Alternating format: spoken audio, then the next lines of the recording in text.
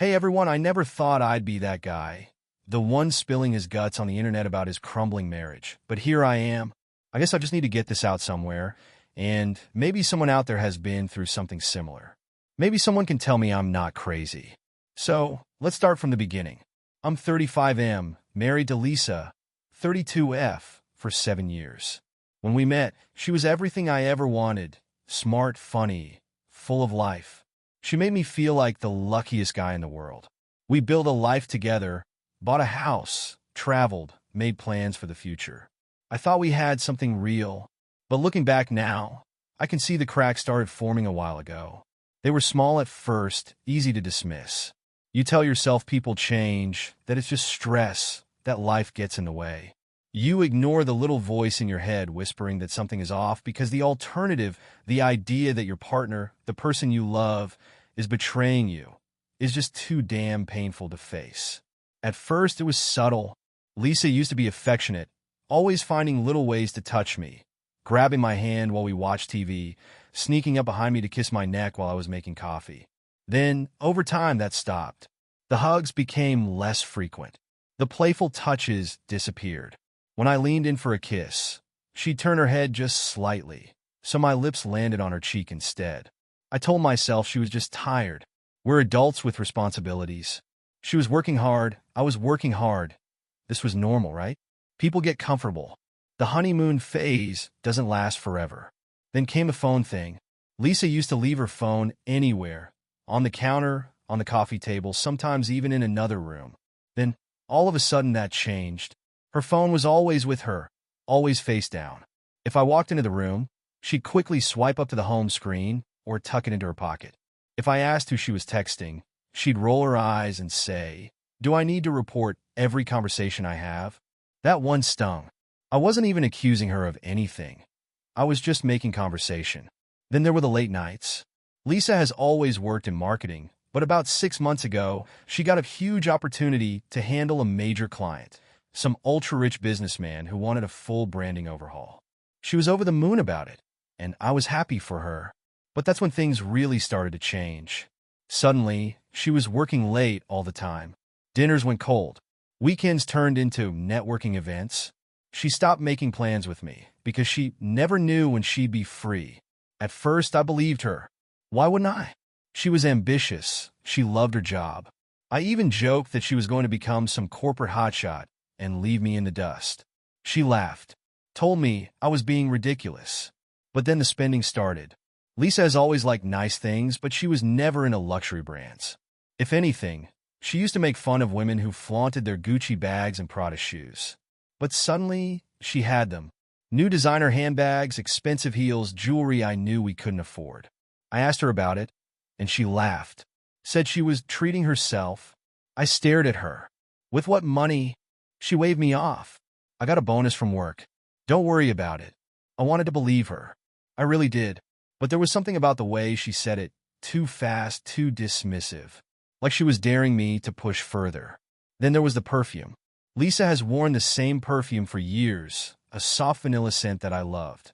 One day, she came home smelling completely different. Something stronger, muskier, something I knew wasn't for me. New perfume. I asked, trying to sound casual. She barely looked up from her phone. Yeah, my friend recommended it. A friend. Right. I felt like I was going crazy. The little things kept piling up.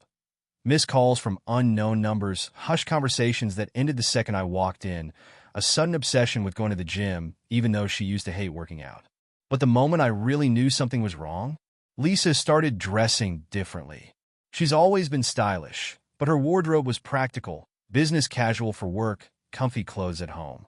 But now, she was wearing tight dresses, heels, silk blouses that looked too nice for an office. And the lingerie. I found a lacy black set in the laundry that I had never seen before. I picked it up and stared at it, feeling my stomach turn. When did you get this? I asked when she walked in. She barely blinked. Oh, that? I bought it months ago. Just never wore it. That was a lie. I know what she owns. I put the lingerie down and said nothing.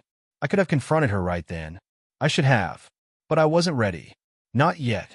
Instead, I decided to find out the truth on my own. I don't know why I hesitated for so long.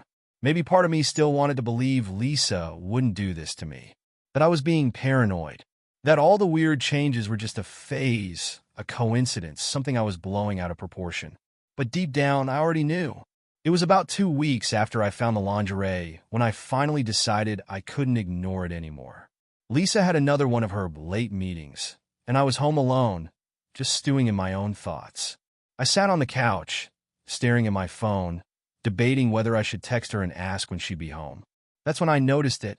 Her laptop was on the kitchen counter, open but asleep. Lisa was obsessive about locking her devices, always paranoid about privacy. But this time, she had left it open. I should have walked away. I should have respected her privacy. But I didn't. I tapped the trackpad, and the screen lit up. No password prompt, just her email inbox.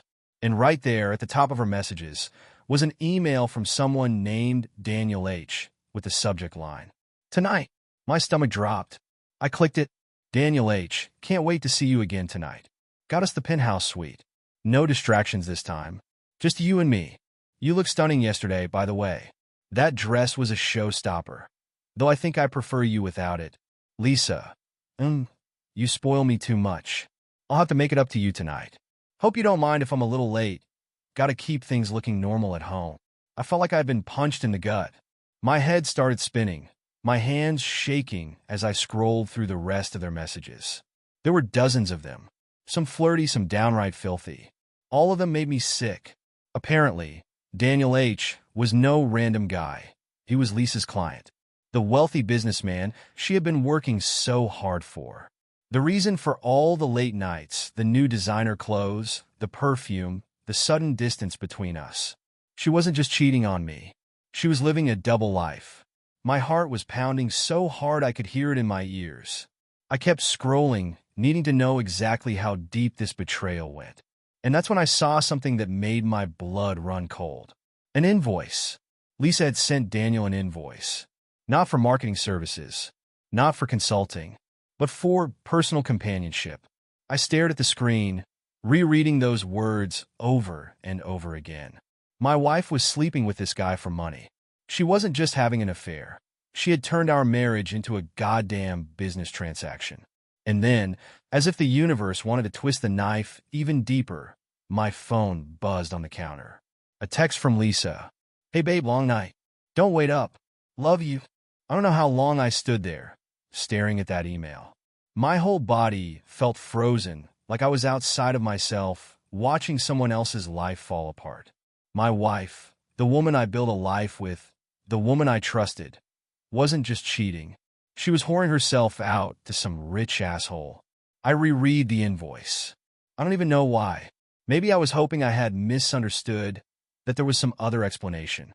But it was right there in black and white. Personal companionship, 3,000 per session. I felt like throwing up. I opened more emails, texts, bank transfers. The bastard had been wiring her money. Thousands of dollars, sometimes more. This wasn't some one-time mistake. It wasn't some drunken fling she regretted. This was a goddamn arrangement. And I was the idiot sitting at home, waiting for her, cooking dinner for a woman who was out screwing another man for cash. I clenched my jaw so hard it hurt. My hands were shaking with rage, but I forced myself to keep reading. I needed to know everything before I confronted her. Daniel H. was exactly what I expected, a rich, entitled prick. He sent her money like it was nothing, booked 5-star hotels, took her to fancy restaurants I had never even heard of. He sent her long, sickening messages about how special she was, how she deserved to be treated like a queen. And Lisa? She ate it up. She played the role perfectly, flirty, affectionate, telling him how different he was, how he made her feel alive. It was like reading messages from a completely different woman. And the worst part? She still came home to me every night, kissed me on the cheek, and acted like nothing was wrong. That's when I snapped. I wasn't going to wait around like some pathetic loser, pretending I didn't know. I wasn't going to let her come home, climb into our bed, and act like she wasn't screwing some guy in a penthouse suite. I grabbed my keys and walked out the door. The confrontation. I drove without thinking, my hands gripping the wheel, so hard my knuckles went white. I knew exactly where she was. The emails had all the details, the hotel, the room number. She was at the Grand Bellevue, one of those ridiculously expensive places where they probably charge you just for breathing the air. I pulled into the parking lot, my mind racing. How was I going to do this? Burst into the room and catch her in the act? Wait in the lobby and confront her when she came out? I was so angry I could barely think straight, but one thing was clear. I needed to see it with my own eyes. I walked into the lobby, trying to look casual. The woman at the front desk barely glanced at me. She was too busy checking in a couple who looked like they had more money than I'd ever see in my lifetime. I scanned the elevators. My heart was pounding. And then, right on cue, one of the doors slid open. Lisa stepped out. She was alone, adjusting the strap of her designer dress, the same one I had seen Daniel mention in his email. She looked radiant, glowing, like she had just come back from the best night of her life. And the second her eyes landed on me, all that glow disappeared. Her face went pale. I didn't say a word. I just stared at her. For a second, she stood there frozen, like a deer in headlights. Then, she tried to recover. "Babe," she said, forcing a smile. "What are you doing here?" I let out a short, humorless laugh. "What am I doing here?" "You tell me, Lisa," I said, my voice calmer than I felt. "I thought you had a late meeting." She blinked, then quickly nodded. "I did. I was just—" She gestured vaguely, her mind scrambling for a lie. "It was at the restaurant upstairs. Client dinner. Client dinner. Right. Which client?" I asked. She swallowed hard. "Just some new accounts. It ran late, so I—" "Cut the crap, Lisa," I snapped. "I know everything." Her mouth opened and closed, her eyes darting around the lobby like she was looking for an escape route. I don't know what you mean," she said weakly. I pulled out my phone, opened the email, and shoved it in her face. Her whole body stiffened. I watched as her eyes scanned the screen. She knew she was caught. There was no getting out of this. And that's when she did the most Lisa thing possible. She rolled her eyes. "For fuck's sake," she muttered, crossing her arms. "So what? You went through my emails?" I felt my blood boil. That was her reaction? Not guilt, not shame, but irritation? "That's what you're worried about," I growled. "Not the fact that you've been screwing some rich asshole behind my back. Not the fact that you're taking money for it." She scoffed. "Oh my God, don't be so dramatic. It's not like I was working a street corner. It's not even what you think." "Oh really?" I cut in. "Because it looks exactly like what I think." She exhaled sharply, like I was the one being unreasonable. "It's just business, okay? I was networking. It's how the industry works. People with money help people like me. You think I just got those bonuses for fun?" I stared at her, my fists clenching at my sides. "You're actually trying to justify this?" I asked, my voice dangerously low. Lisa gave a dismissive shrug. "You're acting like I cheated on you with some random guy for no reason. It's Daniel. He's powerful. He invests in people. And yeah, we slept together, but it's not like it means anything." That was it. That was her defense. I felt something in me break. "You know what, Lisa?" I said, stepping closer. "I don't give a shit about your excuses. I don't care if you think it didn't mean anything. You destroyed our marriage. You threw everything away for some cash and a few fancy dinners." She rolled her eyes again. "Oh, please. Our marriage was already dead. You were just too blind to see it." I let out a slow breath, staring at her like I was seeing her for the first time. "You're disgusting," I said. "I hope he's worth it." And with that, I turned and walked away. Lisa didn't follow me. She didn't call after me. She just stood there, arms crossed, lips pursed, like she was bored. I walked out of the hotel, got into my car, and drove away. And for the first time in a long time, I felt something I hadn't felt in years. Freedom. I drove in silence, my knuckles white against the steering wheel. My mind was a whirlwind of emotions. Anger, disbelief, and something I couldn't quite put into words. Maybe relief. Maybe grief. Maybe both. Lisa didn't even try to stop me. She didn't cry, didn't beg, didn't do anything but stand there with that smug, condescending expression on her face, like I was just another problem she needed to manage. By the time I pulled into my driveway, reality had started to settle in. This wasn't just an argument. This wasn't something we could work through. This was the end. I sat in the car for a long time, staring at our house, the one we picked together, the one we made memories in. And now, it was just walls, just a building. The place I had been sleeping next to a woman who had been lying to me for God knows how long. I finally forced myself to go inside. The house was dark, quiet. I walked to our bedroom, opened her closet, and started pulling out her clothes. I wasn't going to wait for her to come home and discuss things. I wasn't going to listen to any more excuses or justifications. Lisa had already made her choice.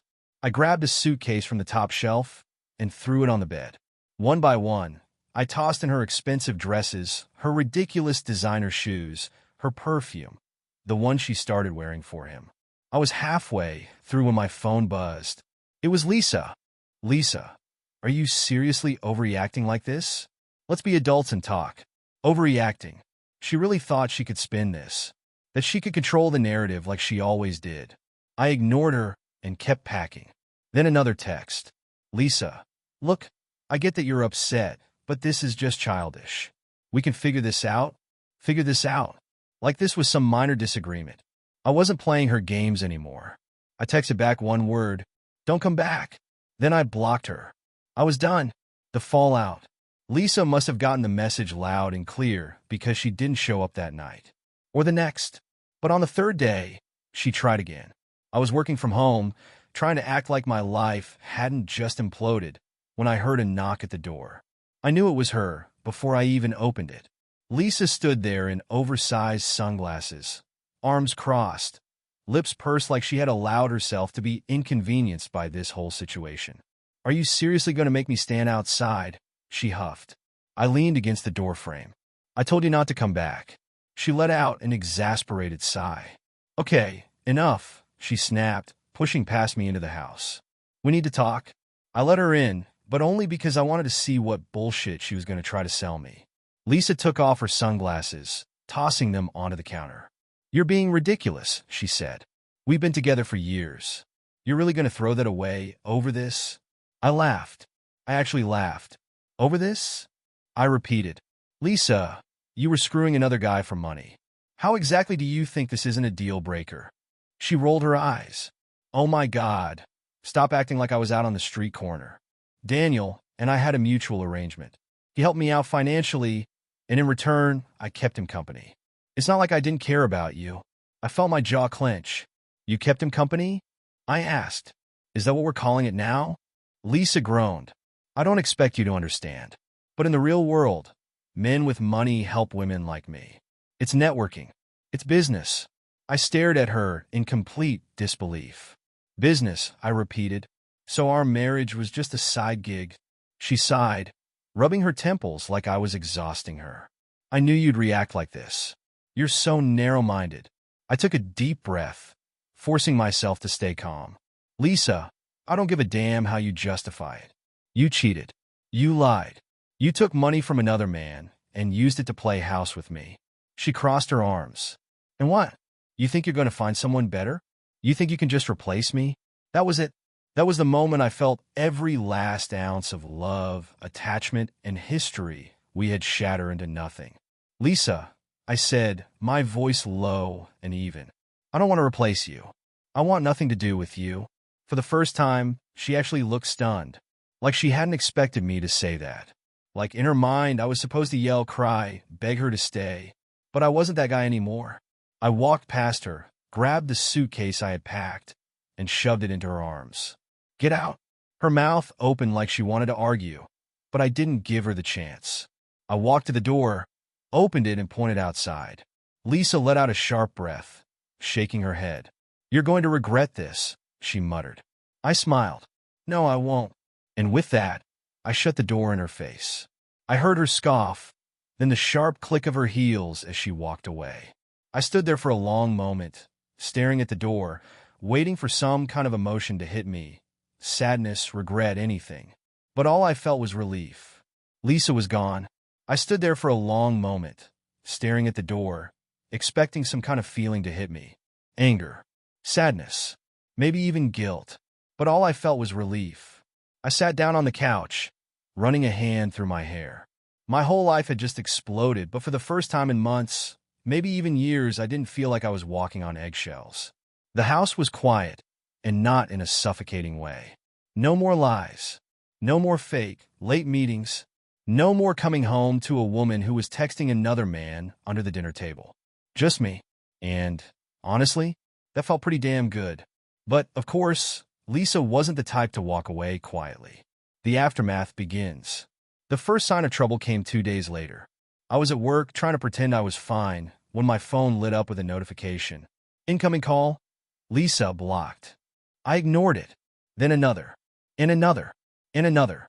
By the time my lunch break rolled around, I had 12 missed calls and a string of texts from an unknown number. We need to talk. This is getting ridiculous. Are you really going to ignore me forever? Fine. You want to play hardball? Two can play that game. That last one sent a shiver down my spine. I knew Lisa. She wasn't the type to admit she was wrong. She wasn't the type to reflect and apologize.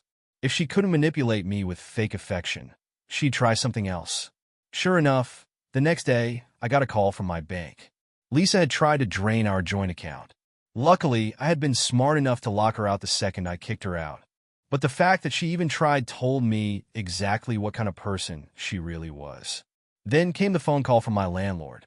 Hey man, he said, his voice hesitant. I got a weird call from Lisa. She says you're refusing to pay rent and that she's taking legal action. I nearly laughed. Legal action for what? He sighed. I don't know, dude. She was throwing around terms like marital assets and unfair eviction. Just thought you should know. Jesus Christ. Lisa was going nuclear. The final blow. The last straw came a week later. I was finally starting to breathe again, feeling like maybe, just maybe, I could move on from this nightmare. Then my phone buzzed with a text from an unknown number. Unknown. You should watch your back, man. I frowned. What the hell? Then another message. Unknown. Lisa tells me you've been treating her like shit. Maybe you should think twice before fucking with someone who has connections. My blood ran cold. Was this Daniel? I sat there, staring at the screen, my heart pounding. Was this guy really threatening me? I clenched my jaw. I wasn't about to be intimidated by some rich asshole who thought he could buy and sell people. So I did something risky. I called him. To my surprise, he actually answered. Well, came a smooth, smug voice. I was wondering when you'd grow a pair. I gritted my teeth.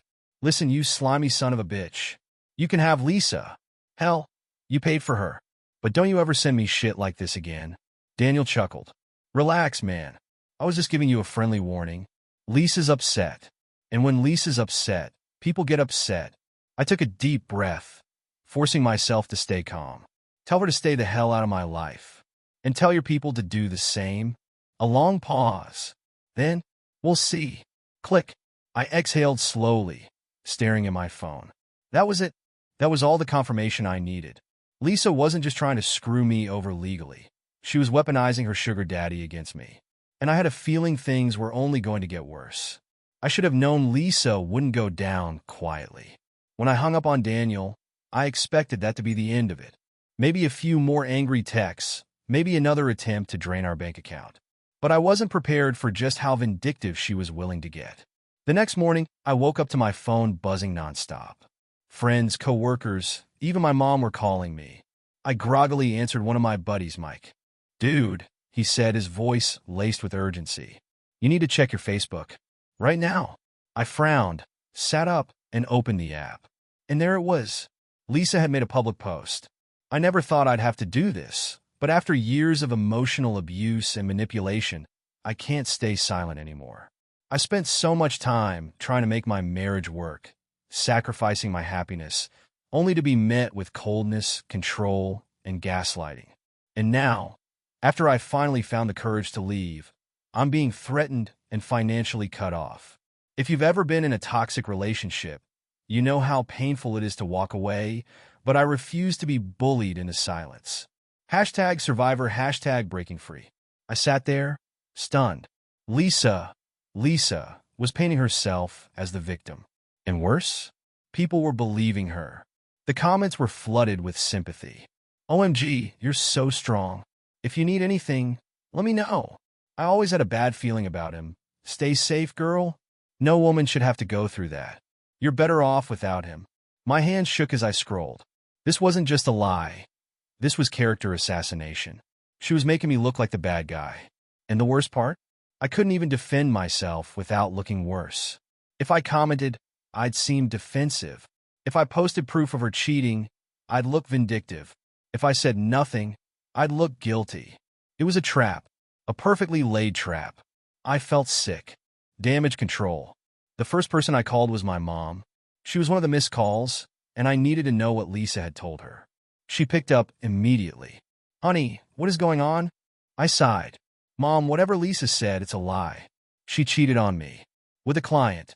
I caught her, kicked her out, and now she's trying to flip the script." Silence. Then a deep breath. "I knew something was off," she muttered. She sounded too rehearsed when she called me. "I just needed to hear it from you." I exhaled in relief. At least someone believed me. But not everyone was so quick to take my side. Over the next few days, I started seeing who my real friends were. Some reached out, offering their support, saying they didn't buy Lisa's sob story for a second. Others, though, let's just say, some people love drama. A couple of our mutual friends started ghosting me. One even texted me saying, "Man, I don't know what happened between you two, but you should really apologize to Lisa." Apologize? For what? Being cheated on? Lisa was winning. And if I wasn't careful, she was going to destroy me completely. Then she took it even further. The next blow came when I got an email from my boss. Subject: urgent HR meeting. My stomach dropped. I walked into work that morning, already knowing something was wrong. The usual smiles and nods from coworkers felt forced, like people had heard something. I barely had time to sit at my desk before I was called into HR. I walked into the small, windowless room to find my manager and an HR rep sitting across from an empty chair. I sat down, my pulse racing. "We received a concerning complaint," my manager said carefully. I clenched my jaw. "From who?" The HR rep folded her hands on the table. "An anonymous party." I almost laughed. Of course it was anonymous. "What did they say?" I asked, already knowing it would be bullshit. The HR woman glanced at her notes. "That you have a history of controlling and emotionally abusive behavior. That you've created a hostile environment for your spouse and others." I stared at them, stunned. "You do realize my wife is trying to ruin my life because I caught her cheating, right?" My manager sighed. "Look, we're not taking sides here. But we do have to take these allegations seriously." I leaned forward. "Let me ask you something. Have I ever treated anyone here badly? Have I ever been anything but professional?" Silence. They knew. They knew I wasn't some abusive monster. But corporate protocol dictated they had to entertain this nonsense. "We're not accusing you of anything," HR said. "But for now, we think it would be best if you took some personal time while we assess the situation." I gritted my teeth. "So, I'm being punished for something I didn't do." More silence. I stood up. "You know what? Fine. I'll take my personal time." And with that, I walked out. The breaking point. I sat in my car for an hour, gripping the steering wheel so hard my fingers ached. Lisa was destroying me piece by piece. She stole my money. She turned our friends against me. She smeared my name online. And now, she was trying to ruin my career. And for what? Because I had the audacity to call her out on her bullshit? Because I refused to let her manipulate me anymore? I took a deep breath, trying to calm the rage boiling inside me. If Lisa wanted a war, I'd give her one. I wasn't just going to sit back and let her burn my life to the ground. She thought she was untouchable, that she could rewrite history and make me the villain. But she underestimated one thing. I had receipts. The counterattack. That night, I gathered everything. Screenshots of her emails with Daniel. Bank statements showing the money transfers. The invoice she sent him. Every dirty little secret she had tried to bury. Then I drafted a message. To Lisa. Subject: cease and desist. Lisa, if you don't take down your bullshit lies, I'll make sure everyone sees the truth. Every friend, every coworker, even your parents. I have emails, bank statements, proof that you were cheating and taking money for it. If you keep trying to ruin my life, I will ruin yours. You have 24 hours. Then, just for good measure, I forwarded everything to my lawyer. Lisa wanted a war? She just got one. I hit send and sat back, heart pounding. I wasn't usually the type to play dirty, But Lisa had backed me into a corner. She wanted to turn my life into a nightmare? Fine. Let's see how she liked it when the truth came out. I didn't have to wait long for a response. 15 minutes later, my phone buzzed. Are you fucking serious? You're really going to stoop this low? I smirked. Oh, I'm just getting started. She called. I let it go to voicemail. Then came the text. Okay, let's talk. We don't have to do this. You're acting crazy. I never meant to hurt you. Let's just forget everything and move on. Oh, now she wanted to move on? Now that she realized I wasn't rolling over like some weak little puppy? Too late. The next day, I sent a mass email to our mutual friends. I kept it short, professional, and straight to the point. Hey everyone, I know there have been rumors going around. I just want to clear the air. Lisa has been spreading lies about me. But here are the facts. I caught her cheating on me with a wealthy client, and I have the proof, emails, texts, even financial records. I never laid a hand on her, never controlled her, never abused her. If you choose to believe her lies, that's on you. But I won't let my reputation be dragged through the mud without defending myself. Attached, screenshots of Lisa's messages with Daniel, the invoice she sent him, proof of the bank transfers. Then, just for good measure, I forwarded the same email to her boss. After all, if she wanted to play dirty, I had no problem getting my hands in the mud. The fallout was immediate. Within hours, I started getting texts from mutual friends. Holy shit, I'm so sorry, man. I had no idea. Lisa told us a completely different story. She's been lying to everyone. Dude, she's done. People are furious. Then came the best part. A coworker of Lisa's, someone I barely even knew, messaged me privately. Just a heads up, Lisa just got called into HR. Someone forwarded your email to corporate. Apparently, they're looking into conflicts of interest regarding her relationship with Daniel. I sat back, grinning. Oh, Lisa, you really thought you could burn my life down and walk away unscathed? 2 days later, I got a call from my lawyer. Good news, he said. Lisa's agreed to drop any legal action and move her stuff out by the end of the week. No alimony, no drawn-out fights. That's when I knew she had lost. She wasn't fighting back anymore. She was running. That same night, I got one last text from her. I hope you're happy. You ruined my life. I stared at the screen for a moment before typing back. No, Lisa, you did that all on your own. Blocked. Lisa was out of my life. For good. The house was mine again. The lies, the manipulation, the emotional roller coaster. It was all over. It took a while to fully process everything. Some nights, I lay awake, wondering how the hell I had ever loved someone like her. But over time, the anger faded. The resentment disappeared. And one day, I woke up, looked around my quiet, peaceful home, and realized something. I was free. I had lost a cheating, lying wife. But I had gained something so much better. Myself. To anyone out there going through something similar, trust your gut. If something feels off, it probably is. Don't ignore the red flags. Don't let someone gaslight you into thinking you're crazy. And most importantly, never let a liar rewrite the story. Because the truth, it always comes out. And when it does, it will set you free.